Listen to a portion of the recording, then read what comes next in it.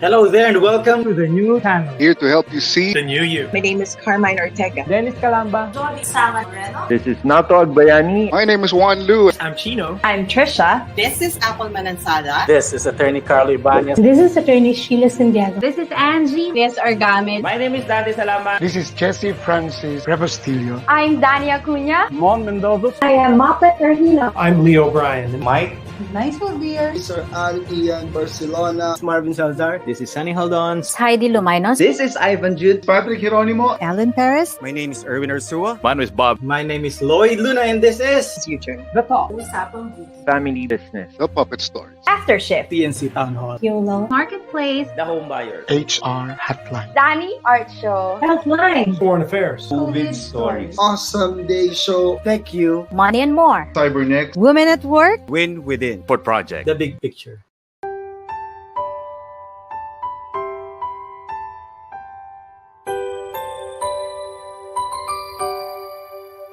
Sometimes life lets you down and you feel that you are done. You just wanna mourn and run because the fun is all gone. Sometimes life makes you proud when you look far and wide, when you leave the pain behind and see the brighter side. TNC gives you inspiration. TNC reignites your passion. TNC starts your transformation. TNC helps you see the new you. Sometimes life makes you blind and you choose something bad. You just wanna cry and hide and save your face from the crowd. But sometimes life makes you see the beauty in you and me. When you look up above, there is God and there is love. TNC gives you inspiration. TNC reignites your passion. TNC starts your transformation. TNC helps you see the new. We're here to help you see the newness of life. We're here to help you feel your hope is so real. You got the power to see. We'll help you see the new you. TNC gives you inspiration. TNC reignites your passion. TNC starts your transformation. TNC helps you see the new you.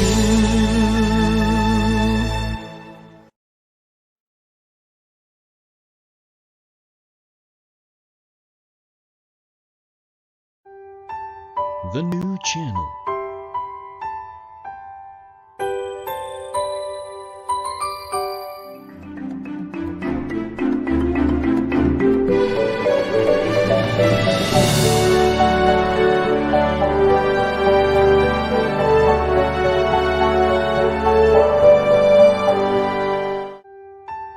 The New Channel.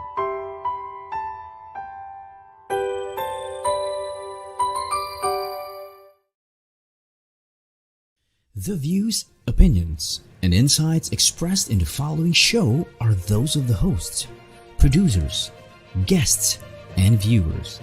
They do not necessarily reflect the position of the channel. Viewer discretion is advised.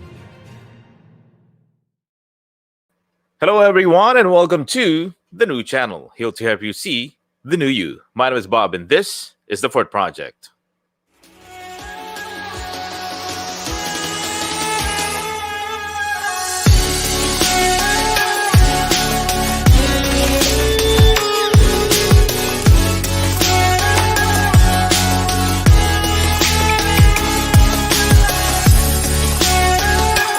Alright, I guess we're having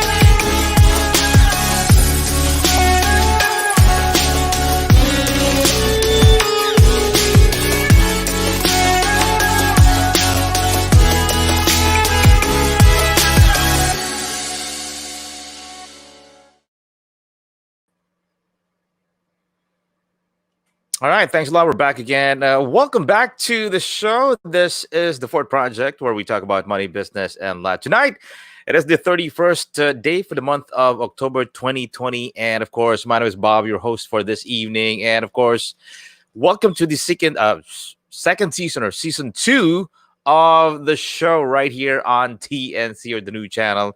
And this is episode 3 or 4 this evening. All right. Now, we missed 2 shows and 2 podcasts for the past 2 weeks due to me being sick. Now, when I say sick, this is the first ever that this thing happened to me. Singaw, yes po, oo, sa mga regular viewers natin on the show, on the podcast, on the channel.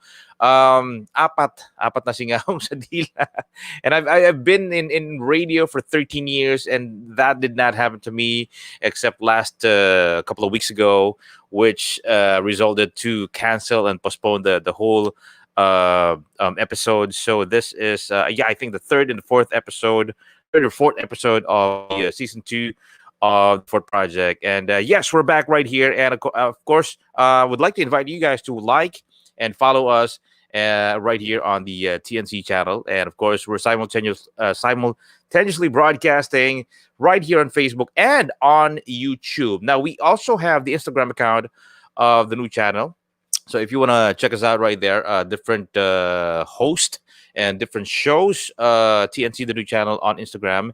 And if you have anything, questions, especially with my special guest tonight, you can message us, inbox us, or on the comment section down below if you have any insights, any questions, any topic that you'd like to maybe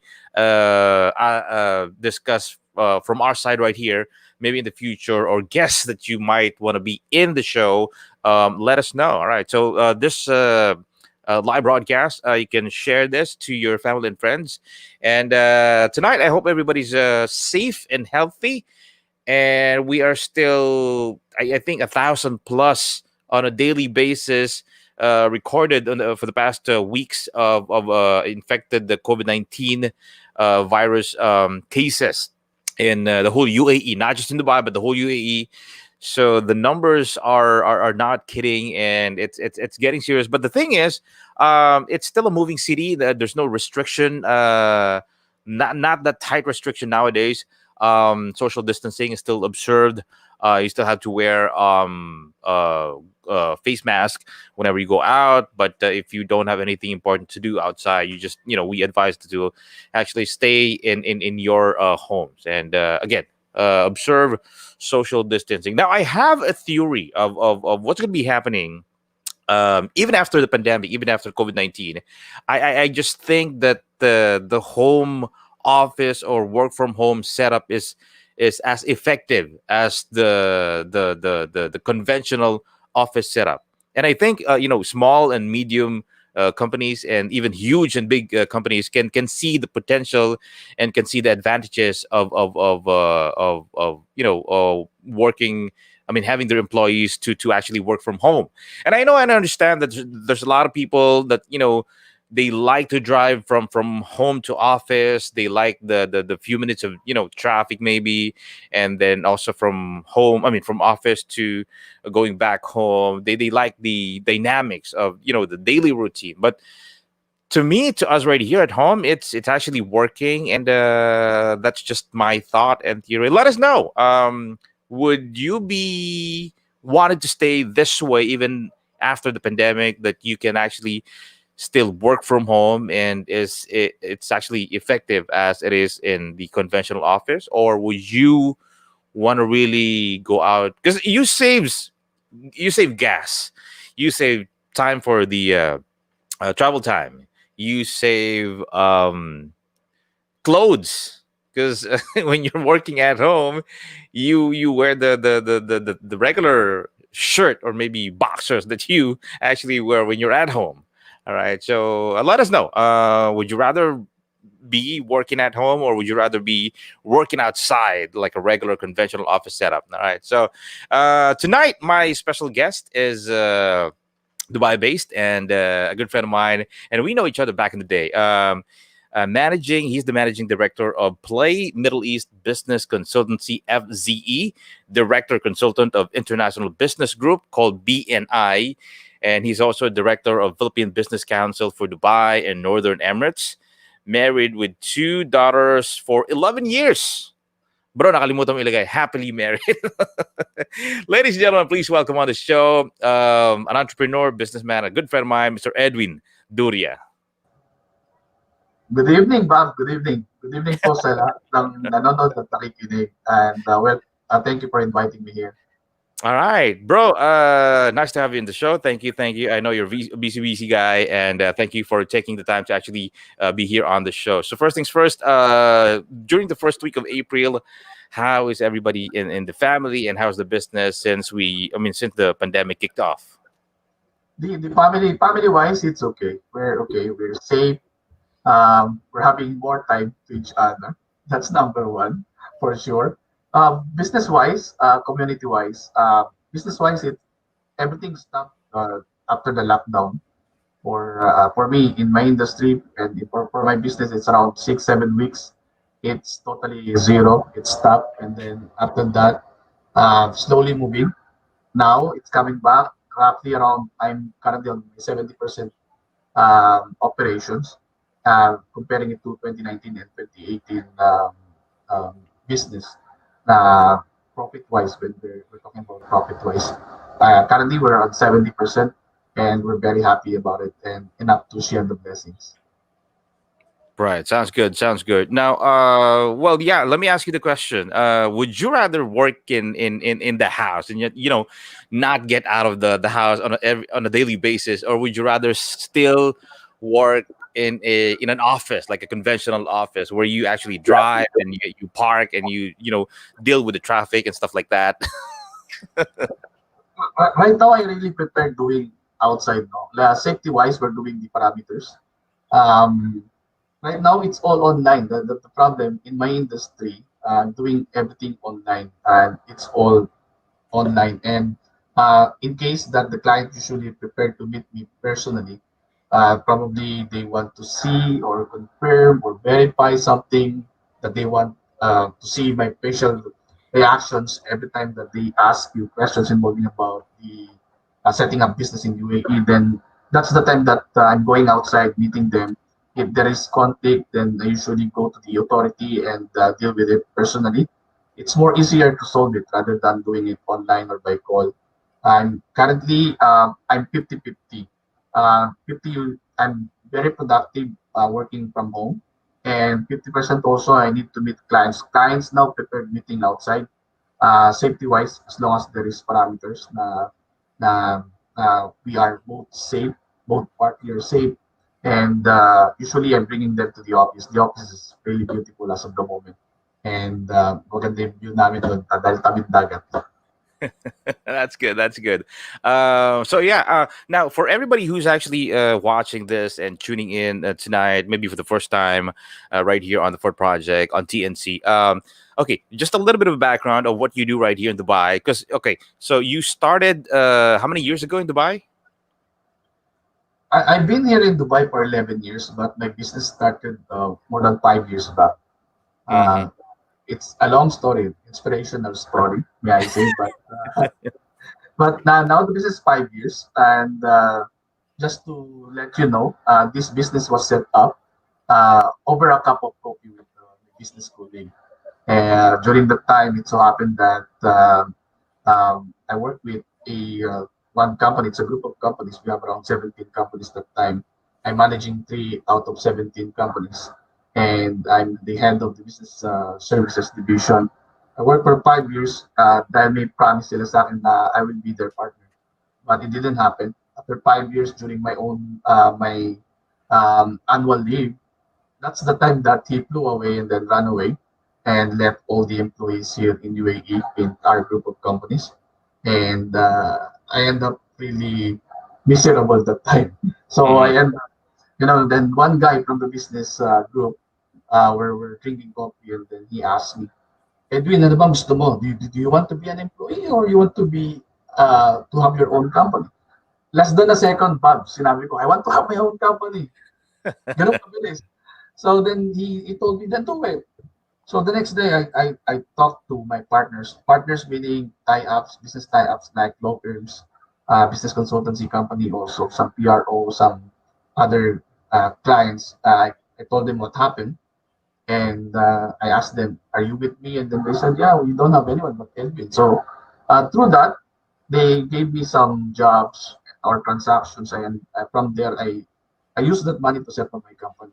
Wala pa akong pera. Well, I don't have funds to set up. I lost around 147,000 dirham from the company.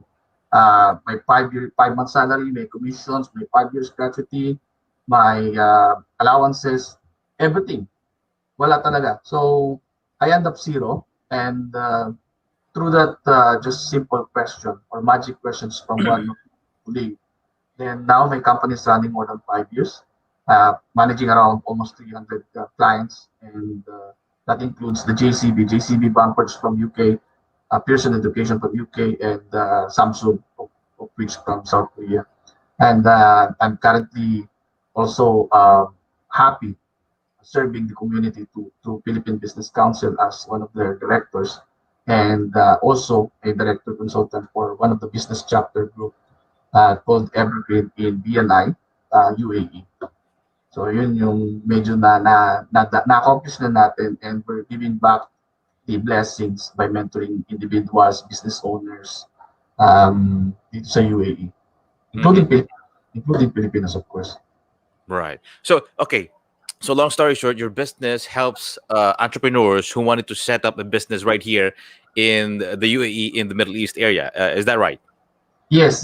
We do business incorporation services, meaning it's either new registration if you're an existing company. We're helping them during their license renewal. If right now, during the pandemic, marami pong nagsarado, so I'm doing also the license cancellation. And some of them, they prepare transferring their shares or are selling their businesses. So I'm doing the license amendment for them, transferring the shares. It can be changing of the office address. It can be reducing or adding activity. These are the services that we do. Now, obviously, Edwin, you've been very, very successful with the business that you do, and with a lot of different affiliations here and there. But how did you started in Dubai? So let's go back a little bit back in the day, 11 years ago, because I think no, the OFW are kumbaga hindi naka-mindset tayo, mental conditioning na okay, magtatrabaho, magiging empleyado ako kasi kaya nga abroad eh. But not most people would want yung answer na sinabi mo doon sa kaibigan mo na yes, I want to be an entrepreneur and I want to have my own business. But so okay, 11 years ago when you got here, that's 2009, 2010. So how did you start here? Sino nag-imbita? Tita ba, tito ba, kaibigan, or parang suntok sa buwan na bahala na?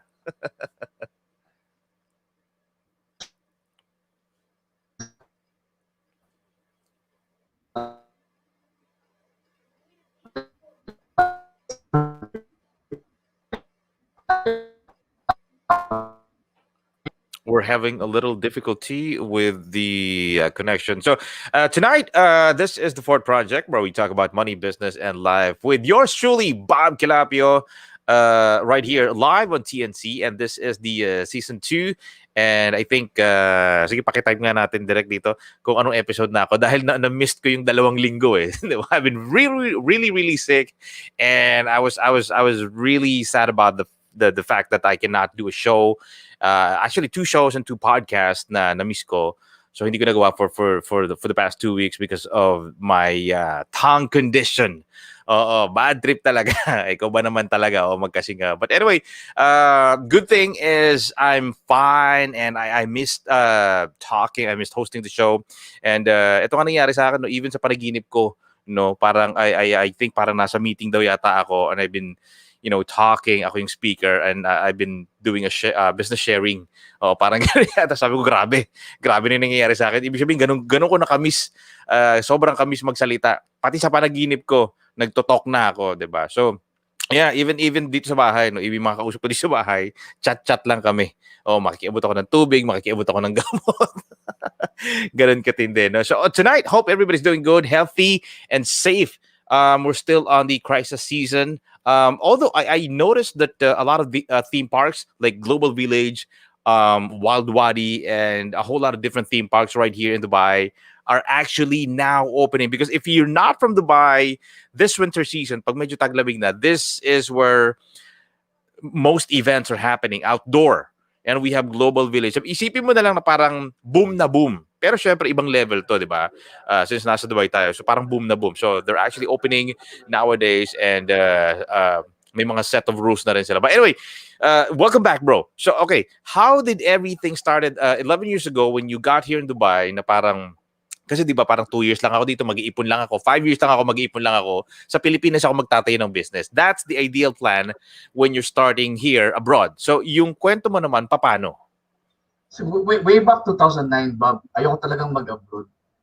Ayoko talagang pumunta ng Dubai. I'm okay with in the Philippines actually. The agreement between me and my wife before when I visited Dubai is to bring them back to Philippines after giving birth. And what happened?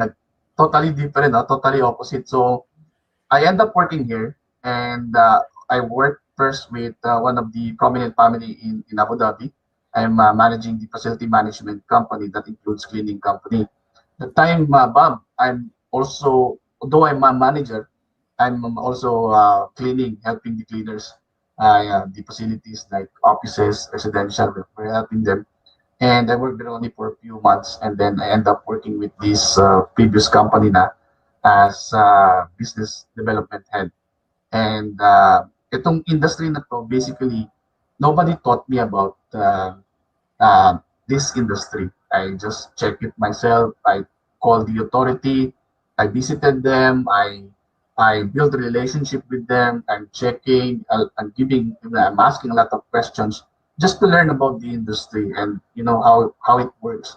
And then from there, na-develop yung relationship with different authority. It's in pre-zone, it's in economic department, different sponsors that I know, and I end up representing the company during that time. And then during that time, before my boss ran away, I joined the International Business Group. It's called Business Network International. It's currently in almost 75 countries and currently almost 10,000 members all over the world. And I joined the business group here, business community here in Dubai, and I learned a lot from them. They're guiding me, they're helping me. So nag-work siya. It's a referral-based referral group, business group. And then that's the time that my boss ran away. So nung sinet up yung business ko, basically, I really want to have my own company. I really want to have my own company. But at that time, capacity-wise, may takot ako eh. I'm really scared to do it myself. No, you're used to receive money regularly from the company as your salary, and then siguro it's blessings in disguise. After all these things happen, or after all these losses, then I managed to survive and excel in this industry after registering my company, of which yung ito nga, yung Play Middle East Business Consultancy.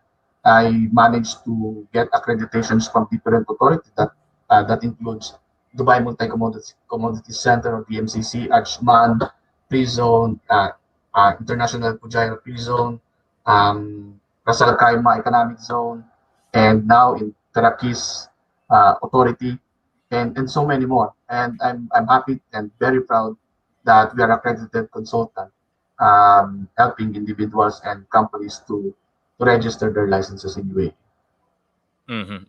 Now, that part, I want to talk about that part when your boss left and you were devastated, and obviously, parang, okay, where do I start again? So there's actually fear and that. But sige, pag-uusapan po namin ni Edwin Duria tonight, right here on the episode 5. Thank you, Direk. And pala, episode 5 of the Ford Project right here on TNC. This time, we're going to be taking a short break, and we'll be coming right back with more.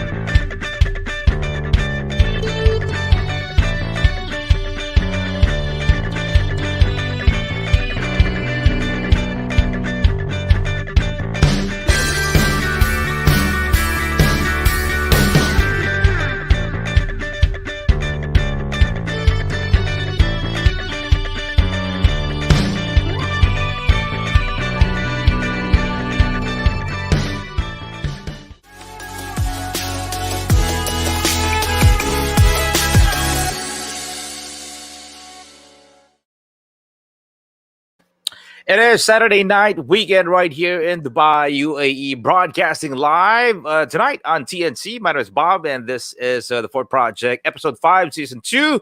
Now, I'd like to invite you guys to watch a whole lot of different shows that we are having right here on this page. Currently, we have the big picture. It happens every day, Mondays to Friday, 7 p.m. And HR Hotline is every Tuesday, Thursdays, and Saturdays at 12 noon. The Family Business is everyone's business, happening every Saturdays at 4 p.m. Live business and success stories on this right here, on the Ford Project. 6 p.m. Saturday at Dubai time, and Philippine time is 10 p.m. Oh, nabasa ko na eh. Ayan. Dapat panghuli kasi.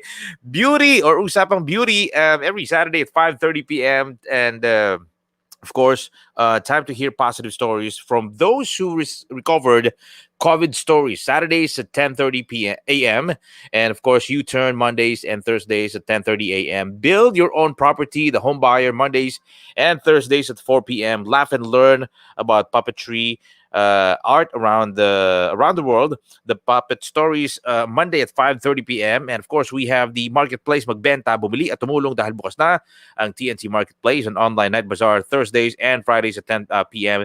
Know Your Rights and Basic Law, YOLO, Thursdays at 8:30 p.m. yung ating mga kabatas.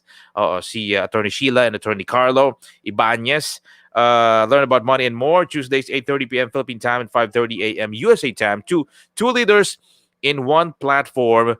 TNC The Talk Mondays at 12 noon. And of course, you can chill and boost after shift Wednesdays and Fridays at 8:30 p.m. And of course, strategize and win in life through Win Within Saturdays, 8:30 p.m. So we have a whole lot of different shows right here. For the kids, we have this one, Dream, Achieve, Nurture, and Inspire. With Danny Art. Shows happening every Friday at 5:30 p.m. Learn together across borders naman with Foreign Affairs happening every Tuesday at 10:30 a.m. with the husband of Pokwang. All right, now Healthline streams every Wednesdays and Fridays at 4 p.m. And sige mami ang content. Kwento ko pa sa inyo yung iba ng mga shows natin right here on TNC. So, here we go. Edwin Duria from an OFW turned into an entrepreneur tonight on the episode 5 of the show. Now, I want to talk about a little bit about that na fear and doubt. This is what most people struggle. Okay? Kasi nga, ang sinasabi ko lagi, no, when you ask, regular Filipino, now, bro, tara magnegosyo tayo. Ayoko. Bakit? Baka malugi. Sabi ko talaga malulugi. Kwentuhan pa lang, lugi na usapan eh. Now, in the case of Edwin right here tonight, the first company where he was promised to be a partner, parang law firm, di ba? Nawala, nag-run away. And that's very, very common in this part of the world. So, where do you start from there? Tama yung sinasabi niya, nakakatakot eh. Diba? So, Edwin, how did you overcome that and still rise from yung parang iniwan ako eh? Diba? Saan ako mag-uumpisa nito? And even siguro, in terms of financial, parang medyo struggle kasi nawala yung partner. So, paano mag-uumpisa nito ngayon? Eh, diba? At that time, I think you've been in Dubai for 5 years. Pero syempre, iba yung sabi mo nga, yung regular na merong every katapusan, may sweldo ka, and iba, yung ikaw na yung gagawa ng kikitain mo. So, paano na yung proseso? What's the thought process? So, walk us through that. Kung paano, unti-unti. Kasi I understand, hindi naman siya bigla na, okay, kaya ko to. Diba? So, nandun yung takot, nandun yung kaba. Sige, paano yan? Sa akin, Bob, parang biglaan. Biglaan, no? It's really fast decision. At that time, during that time, nung una kong kinausap yung wife ko I talked with my wife and then she said, are you sure? Do you really want to do it? And bakit di ka nalang maghanap ng iba pang work na we could get better salary or better income? But at that time, I think I really, I really discern it. I really pray for it that capacity-wise, I think I can do it. And along with that, it's my support group. Support group, that means I have a business group that I can rely on when it comes to mentorship, learning, how to be a businessman, how to grow, how to move forward. So that time, decided na ako pero binigyan ko yung sarili ko ng another one day, and that is the time that I talk with my partners and tie-ups. And during that time, I also think really and pray really hard kung paano ba talaga gagawin operation-wise, ano ba magiging kita ko. So, wala. Talagang blanco, no? Blanco. But the next day, on the third day, that's the time that I go ahead and talagang sabi ko bahala na. Bahala na. Why? Capacity-wise, if I can deliver business that time, approximately around 100,000 dirhams every month in my sales alone, without any support. So, kaya, inisip ko paano kikitain ko yun rather than being an employee. So, nagkakaroon tayo ng comparison. So, I go ahead with my guts and along with the prayers, of course. And then, thank God, no? After my registration of my company, immediately I joined Philippine Business Council because I know Philippine Business Council will expose me. I will meet a lot of people better than me that who's willing to share, and I will learn from it. I will meet also. I'm also serving different community to build more relationship and connections. So kinalimutan ko, no, just to let you know, Bob, ay kinalimutan ko lahat ng mga kliyente in my previous company. Wala akong kinuha doon ni isa.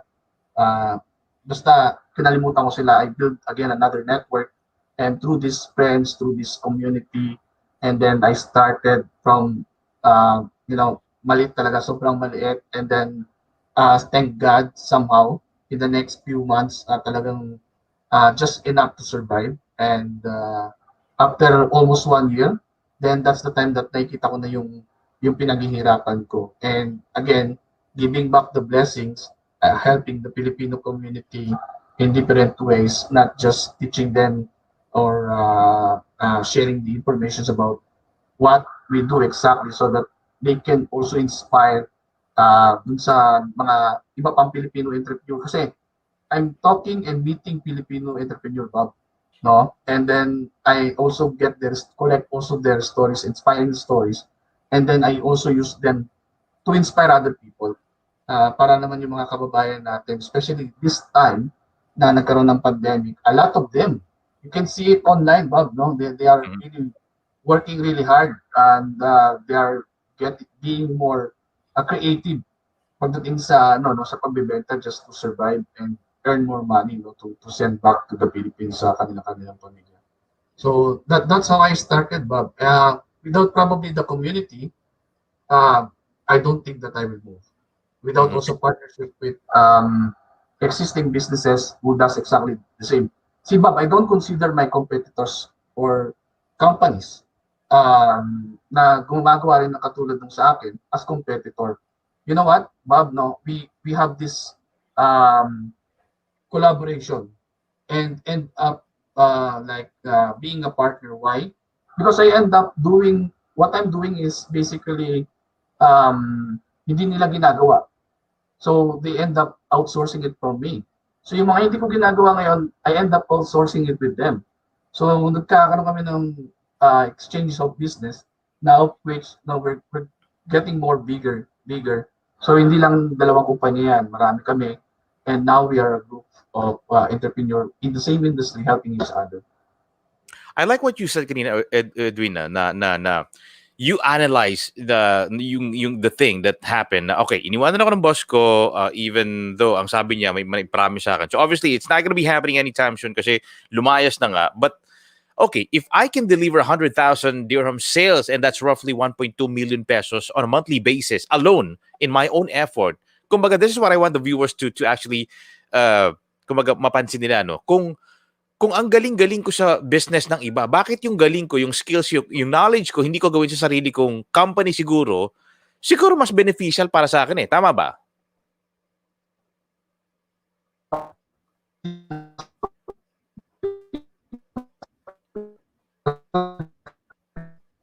Parang may nagdo-do-re-mi pa doon sa natin, no? sa internet connection natin. So I think the connection is really, really bad. I don't know which area, kay Edwin ba or kay sa ating technical team. But anyways, so that's what I want you guys to kumaga to really focus on. If you notice kanina how he said it na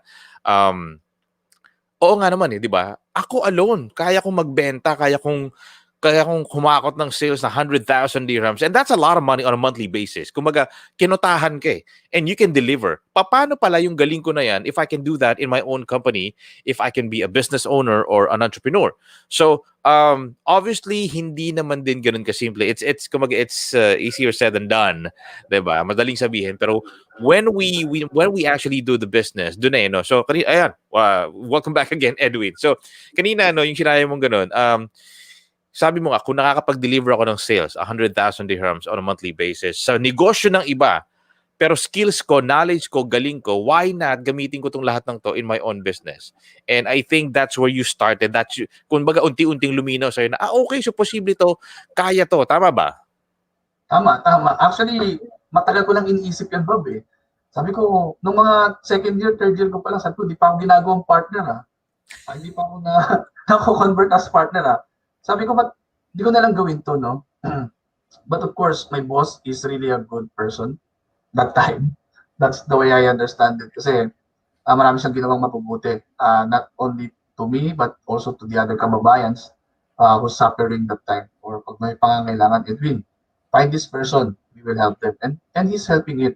So, nandoon yung paggalang ko sa kanya. And again, as for me, as in my experience, kung may mga kababayan tayo, we're managing others' business, and we know everything, and we think we can get benefits out of it, and look for reasons also kung pwede naman collaborate din with your existing employer and to have your own company that will outsource also the services from you or yung produkto from you, or just really go separate and then earn from your own business. Maraming paraan eh. Kailangan lang talaga ng lakas ng loob and of course prayers. I-discern natin lahat ng mga decision natin pagdating sa negosyo, kasi again, it's a big step in our life, sa buhay natin, na magkaroon ng sarili nating negosyo. And being entrepreneur, it's not a joke. Of course, you're responsible also not only to your employees but to the community. You said about lakas ng loob, and I think that's the reason why most people get stuck with being an employee for a very, very long time. So they lack yung power siguro, 'di ba? The knowledge and the capability of kaya ko to eh, 'di ba? So ikaw ng mga panahon na yan, saan ka humugot, 'di ba? Because hindi biro, sabi mo nga, 'di ba? It's not just your company, it's not just you, but yung employees mo, it's under your responsibility. So, saan nanggaling yung lakas ng loob na yan na, okay, I can run a company with several teams and people na most people wouldn't, sabi nga ng wife mo, di ba, yung first reaction is, why not just get another job?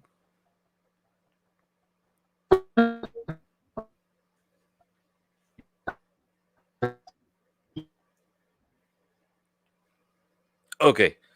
Pambihira. Ngayon lang ako nagbalik, medyo ano pa tayo, nasa sabotahe pa tayo ng internet connection natin. So siguro may konti, no, Edwin will be back here with a perfect amount of connection with our internet tonight. So this is really, really inspiring, guys, no? Because not everybody can be an entrepreneur sa ibang bansa pa. Now we are fortunate enough to actually have Edwin Duria tonight to actually share the stories na pinagdaanan niya, first-hand stories, no? So, yeah, this is the episode 5 of the Ford Project, where we talk about money, business, and life. So, basically transitioning, no, from an employee to becoming an entrepreneur, owning your own company, running your own business sa ibang bansa pa, 'di ba? I think yun nga, yung mag-drive ka dito, magkalisensya ka, it's somehow an achievement for Filipinos na makapag-drive ka sa ibang bansa. You have their driver's license. How much more if you're actually running a business sa ibang bansa? Kasi sa sarili mong bansa, hindi ka nagka-negosyo eh. Pero sa ibang bansa, nagkaroon ka. So, welcome back once again, Edwin. Pinaglalaroan tayo ng connection natin. So, saan ang galing yung sinasabing lakas ng loob? Because I understand now that being an entrepreneur, it's not for the weak. So, yung hugot ng lakas ng loob to actually continue and strive and put, from the ground up, build a business, saan ang galing yan? Community, Bob. Honestly, as mentioned, sa community, not just from the Philippine Business Council, but the business group I have. Because from that business group, I learned a lot. You know, I built a relationship also with different business owners, and they are very supportive that time. And considering that I'm one of the leadership team during that time in our chapter, so they're very helpful. Exposure wise, they are helping me really. Paano ba yung mag-operate? Paano ba yung ganito? Paano yung ganyan? They are really guiding me all the way because they are already business owners for more than 20 years, 30 years in UAE. So that's number one. I of course spiritual community also, that the family, they really need to show some support kasi ito na yung time na talaga na you're doing something for your family. You're not just for yourself, it's for your family. And considering that this is not a regular income. So probably for kababayans, no, they will think, no, pag naging nagsarili ako, hindi ko alam kung magpo-progress ba o hindi, kung kikita ba o hindi. Again, you need to ask yourself, ano ba yung capacity ko? Ano ba yung meron ako? Don't just ask yourself as individual. Ask yourself also as part of the other community. Not just your family, but the other community also. Tapos, pag-himay-himayin mo, pag hindi ka pa rin sigurado, then I think you really need to seek advice. Seek advice how? By really learning from the pros, like what we have discussed before, Bob, no? Learn from the pros, learn from someone who does exactly what you do, get some advice, get some recommendations, and they will identify kung ano yung capacity-wise mo, and maybe they will help you also to move forward if you're really eager or if you're probably having doubts, no, to set up your own business. Dito sa UAE, madali lang mag-business. Madali lang mag-business. And it's really a matter of understanding the law. That's very important. All right. Very well said. Very well said. Now, before you actually answer this next question, because my next question is, okay, sabi mo kanina, no, I don't know if this business will progress. Wherein, kapag pumasok ako sa isang kumpanya at naging empleyado ko, sigurado yan. Every katapusan, every end of the month, I will be receiving my salary. So, but given that situation, given that scenario, you still choose to be an entrepreneur. And that's very, very true. Hindi ko alam kung gagana ito o hindi, no? So, ang tanong na yan, isasagutin po ni Edwin when we come back. So, another quick break right here on the Fort Project. So, please do stick by.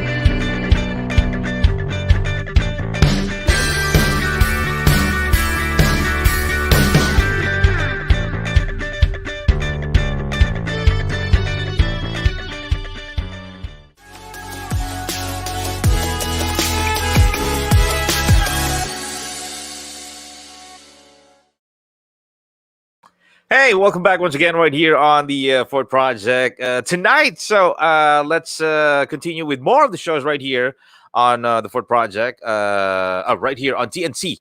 So every Friday 4 p.m. we have the Health Line, and of course that's Friday 4 p.m. Women at Work 9 a.m. every Saturdays, and of course always have an awesome day with Ian Barcelona. Mondays at 2:30 p.m. CyberNext empowers people and companies to be secured in a digital world every Wednesdays at 12 noon, and of course TechQ happening every Fridays at 2:30 p.m., Shaping Our Future. You can also catch TNC's original show, One Day a Live Stream or a Live Storytelling, alternates with TNC Town Hall, co-hosted by TNC founders Mr. Lloyd Luna and Apple A or Manansala. Shows where this is the show where we talk to you, our valued audience, and of course more upcoming shows right here on TNC that would truly inspire you. And of course, feel free to follow our channel on Facebook and YouTube and let us help you see the new you. All right. So, kanina, di ba, the question was, mas logical napiliin ang every end of the month and what most people say na there's a job security. Di ba? Na every katapusan or kinsenas katapusan, pumasok ka lang, susweldo ka. So, oo nga naman, when you put up a business from the ground up, when you build a business, hindi mo sigurado kung kikita yan. Hindi mo alam kung magbo-boom yan. Pare, malulugi ka lang, wag na. But in the case of Edwin, tonight on the show, he chooses to build a business. Now, the question is, why? Edwin, welcome back on the show. So, bakit? Diba? Bakit magninegosyo ka kung saan walang kasiguraduhan and you still chooses that area? Instead na pumasok ka na every end of the month, sigurado susweldo ka. Tama naman. Tama. For me kasi, Bob, that time, parang wala akong choice eh. Ang choice ko, kung maghanap ako ng bagong trabaho, I think it will take time, no? Despite of my experiences, actually, yung nagtanong Bob sa akin na gusto mo ba magkaroon ng sariling kumpanya, that guy is offering me job. Kaya lang, talagang, parang everything happened really fast, no? Talagang, I think it's really a blessing. It's a sign. For me, it's a sign. Despite of what happened, I'm still getting a job offer. Pero meron pa rin kasi yung fear na yun nga, yung paano kung ganito, kung hindi ko ma-deliver, paano kung malugi or ano. Pero at the end of the day, Bob, no, I really look back. Instead of looking forward, kung anong mangyayari sa akin, I look backward. I check from my back, who's behind me, no? Sino yung nasa likod ko? Sino ba to? Paano ba ako makakatulong ba to? Matutuwa ako dito. So maraming question na nasagot dahil marami pa lang nasa likod ko. So I end up doing it and really in God's grace, thank God kasi I'm getting a lot of business and Bob, I will tell you one secret, Bob, no? Kasi ang maganda dito sa industry na to, sa lahat ng kliyente ko, lahat to is all purely referral. I'm not doing any advertisement. I'm not doing any promotions. I'm not doing any marketing. But lahat ng business na nangyayari na meron ako as of the moment, it's all because of referral. Because only of my network. So yun lang ang doon ako nanggagaling ngayon. That's very, very true. Now, you said instead of looking forward, you look backward. Sino ba yung mga kasama ko? Sino ba yung mga nasa likod ko? Who's behind me that they can actually give me wisdom and information? Now, how important is the law of association, that the people that you hang out with? Kasi ako, I believe, di ba, sabi nga ng mga magulang, no, show me who your friends are and I'll tell you who you are. Ang sa akin, show me who your friends are and I'll show you your future. So, how important is pagkakaroon ng tamang community, groups, or support system in whatever you do, kung athlete ka, kung nurse ka, kung celebrity ka, kung alam mo yun, so gaano ka-importante na meron kang tamang circle? Kasi, Bob, in my experience, this community really helps me a lot, no? Na meron, Bob, I have 4 communities here in Dubai, pero we know it's hundreds of them are here, no, in UAE. And out of that, I have 4. And spiritually, I have St. Mary's Church. With me, I have my Corpus Christ family behind me. And business-wise, I have the Philippine Business Council. Thank you, Chairman Bobby. And I have another one. It's the Business Network International. It's called BNI. So these are the people or individuals or business owners who really stand behind me and really helping me a lot to grow, to learn. And ang dami, no? It's very simple. Ito, Bob, no, just to share it. When I'm in Warsaw, Poland, when I attended the global convention of our Business Network International, kung nasa Poland ako, luckily, I'm beside one of the business owners, no? And it's a big company in UAE. I will not tell the company. But this guy, nagkaroon ng workshop eh. Pero di kami dalawa nagtanungan kasi katabi ko siya eh. Sabi niya, Edwin, ano ba yung gusto mong mangyari? What is your goal? Sabi ko, I want someone to do exactly the same like me. Alam mo, sabi niya, Bob, sa akin, no, you should find someone better than you. Kasi kailangan mo ng better than you so that you can again grow and then build another more person like better than you that can manage your company. Kumbaga ikaw ano ka na lang, parang ang si Henry na lang, no? Magmamasid-masid ka na lang, no? At iba na yung nagtatrabaho para sa'yo, para kumita.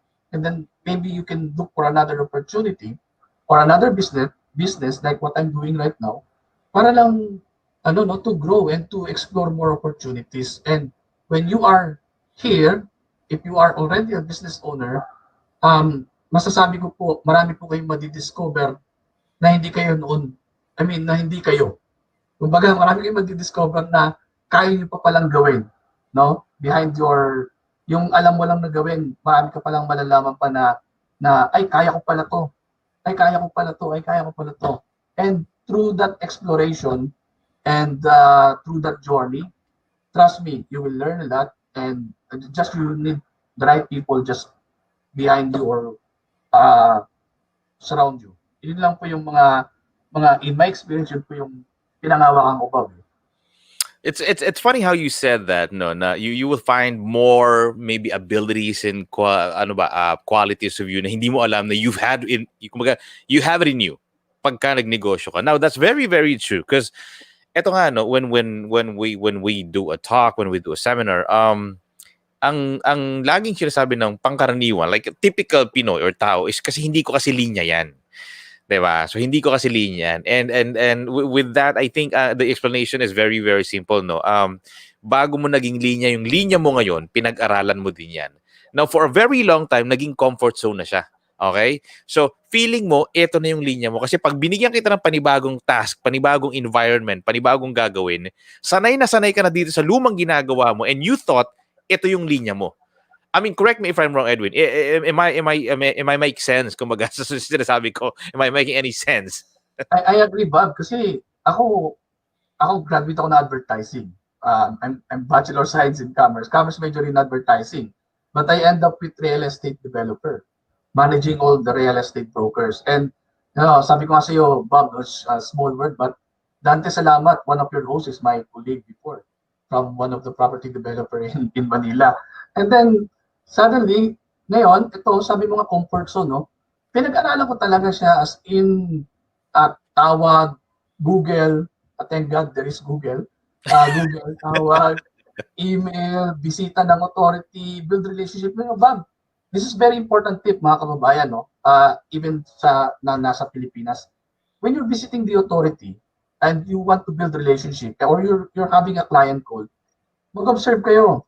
Kasi katulad yan, no, majority, I build relationship only by observing the person's background. Kunyari, yung binisita ko, no, alam naman natin dito yung mga Emirati, di ba, no? Usually matatara yung mga yan. Pero when you penetrate them, no, by katulad na nakita ko may mga drawing ng bata, sabi ko, wow, it's wonderful drawing. It's beautiful. It's like my daughter. Then, nandun na agad yung connection na, oh, thank you. And then again, you build relationship from there. So malaking bagay. And inaral ko siya, talagang ni-research ko. And along with that, of course, visiting the authority. Again, mga kababayan, sa mga nanonood po, building relationship is very important. And currently, again, I'm reiterating that my clients is 100% all referral. Meaning, referral 1, nag-refer na naman another client, nag-refer na naman another client. As long as they are okay, as long as they are happy with your services, happy with your products, then definitely, manganap yung business po ninyo. And that's a free marketing for you, word of mouth. Hindi ka nagbabayad, di ba? Even though sabi mo nga nasa advertising ka before, and it's kumbaga personal experiences of these clients of yours that they're actually telling other people na, okay, bakit hindi mo itry yung kina Edwin dito? So I think that's very, very good point in part of your business. Now, it was sabihin, so if if meron kang siguro, let's say, top 3 ingredients na lang, when kasi maaring may nakikinig sa atin, nanonood sa atin tonight na meron ako matagal na plano na, Bob, hindi ko matuloy-tuloy. Edwin, paano ba to? Kasi medyo pending yan. Pero alam ko, nasa utak ko, kaya ko yan eh. So what are the 3 ingredients that they can actually have first muna siguro, no? Top 3 to to build from the ground up, kung enterprise man yan, opisina, company, or whatever. Parang Bob, pang Miss Universe yung question, ha? So, unang-una po, if we are thinking about setting up business, kailangan ko ba maging entrepreneur? Unang-una pong gawin natin, i-discern po natin yun. How we will discern it? Let's pray for it. Let's pray for it. Kung naniniwala po kayo sa dasal, gawin po ninyo. Okay. Kung hindi po kayo naniniwala, mas lalong kailangan nyo pong gawin na magdasal. Yun po yung unang-unang ninyong gawin. Pangalawa po, kailangan nyo po talaga ask yourself kung capacity-wise, gusto mo ba? Minsan kahit hindi mo gusto, pero alam mo sa sarili mo na it will work, then huwag kayo matakot. You need to try it. Kasi again, no, wala pong, di ba sinasabi natin gulong ng buhay.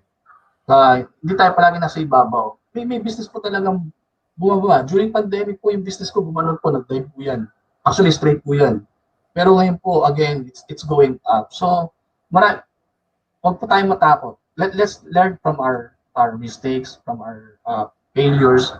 Yun po yung very important. And the third one, na po pwede ko pong ibigay na tip in my experience. Again, I always mention it. Community, community, community. Importante po ang community. Bakit po? Kasi po, marami po silang may tutulong. Sila po ang makakapagsabi sa inyo ng magagandang guidance, magagandang tips. Okay? And also, they are also mentors. It can be business, it can be spiritual, it can be personal, family-wise. They are mentors. They will help you to move forward. Kasi pag narinig mo yung mga storya nila, may malalaman mo, ay, hindi pa pala grabe yung sitwasyon ko. No? I can be better than that. I can do that, definitely. So maraming kang ma-discover na sabi ko better maraming discover sa sarili mo. Pero again, tip-wise, una-una magdasal ka. Again, inulit ko. Pangalawa, yung kailangan mo talaga ng tanongin yung sarili mo. Kasi at the end of the day, it's your decision. And if you want to involve your family, it's up to you. And the third one, it's community. And that's the reason why I'm here. That's why my company is here. And that's why I'm surviving. And I really decline the invitations of this pandemic, no, to close the business or to restart the world. Mayroon kami sinasabi, restarting the world in our business group because we don't like to participate with the recession. Right. Ang galing nun, kasi kumaga faith and kumaga giving up at this point is really not an option with you and with a whole lot of your different business partners right here inside and outside of the UAE. Now, kanina, I'd like to point out before we actually wrap it up for tonight's episode na faith siguro ipagdasal. Tama yun, no? Kasi baka mamaya gulong-gulo ka na, ang sakit na ng ulo mo sa kaiisip kasi umaasa ka sa sarili mong lakas. Now, there's footprints on the sand. Hindi ko pa siya nababasa, naikwento lang sa akin. So the gist of the parang short story, merong buhangin kasi like dito sa Middle East, 4 na kumaga 2 sets of footprints. So kasama mo yung creator mo, kung sino man ang Diyos para sa iyo. Jesus Christ, kung sino man yan, creator mo, kung sino man yung God mo. So naglalakad kayong dalawa, sinasabayan ka niya. So nahihirapan ka, nasa disyerto ka. So nakikita mo, dalawa yung left and right foot mo and then left and right foot ng kasama mo. Maya-maya, nung hirap na hirap ka na, 'di ba? Parang nakita mo, isang isang bakat na lang ng set of foot na lang yung nandun sa kaliwat kanan. So ang iniisip ng most people, parang grabe naman, bakit mo ako iniwan, lalong-lalo sa gitna ng kahirapan. And ang nandun sa footprints on the sand, hindi mo pala alam, kinarga ka na nung creator mo, nung kasama mo, nung God mo, o ni Jesus Christ. So it's a very, very good illustration and stories na sabi ko nakapagpatayo ng balahibo na oo nga, no? 'Di ba? Hindi mo alam, akala mo naglalakad ka mag-isa pero kinarga ka na pala, binuhat ka na 'di ba, ng creator mo. And most of the time siguro a lot of people, especially now that we have this COVID-19 crisis, is medyo baka nakakalimot tayong magdasal, no? So tonight, Edwin, I again, it's an honor to have you here in the show. Maraming salamat. Sabi ko sa iyo, no, 60 minutes, it's not a whole lot of time. It's sobrang bitin, 'di ba? So hopefully you will be back here maybe on the third season of the show right here. But before we let you go, sino yung mga gustong batiin, and where can they actually ask you about business, setting up a company, or they can maybe message you? Go ahead, please. Yung mga, if you want to set up a business or probably ask, the formalities, the legalization, and informations, I'm giving it for free. You just need to reach me through my Facebook account or through my mobile number. It's in Dubai, it's +971 55 981 8886. Again, I will repeat it. +971 55 981 8886. And through my Facebook channel, nakalagay po dyan sa screen. Play with it is sa Facebook. Please like and share. And then if you have queries about setting up business, importante po, I'm giving full information from requirements, detailed process and procedure, detailed time frame, and detailed cost. Ang gagawin na lang ninyo is set up na lang ninyo. And if you think meron kayong doubts, then come with me. I'll assist you. It's free. I'm willing to help, especially to my kababayans, to be an entrepreneur. Yun lang po. Kung babatian wise, Bob, of course, Dante, good evening, Dante. I hope you're watching again, despite dun sa mga technical error. Maraming salamat, Bob, and sa opportunity. Thank you. All right, there you go. So he can actually assist you, Edwin Duria, online or offline. Again, kapatid, maraming salamat. Mabuhay ka and stay safe. All right? Anytime. Thank you, Bob.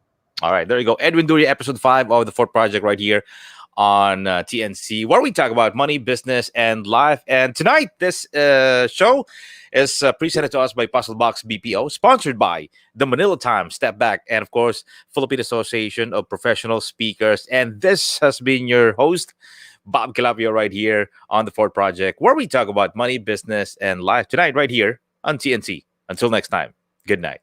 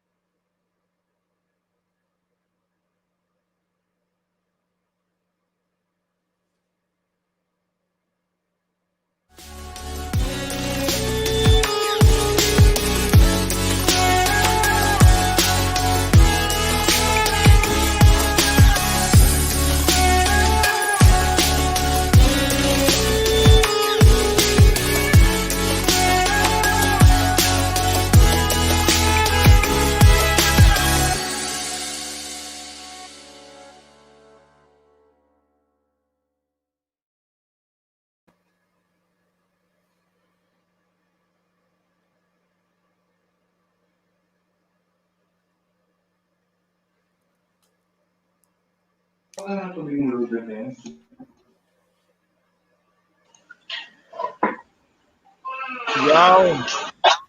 Hi. Okay na po. Oo, nandiyan, direct nandiyan po siya, no? Si Edwin, wala na. Wala na po. Ay, naku, maraming salamat po, direct. Salamat, thank you. Thank you din po. Okay po. Stay safe, guys. God po. Salamat. God bless po.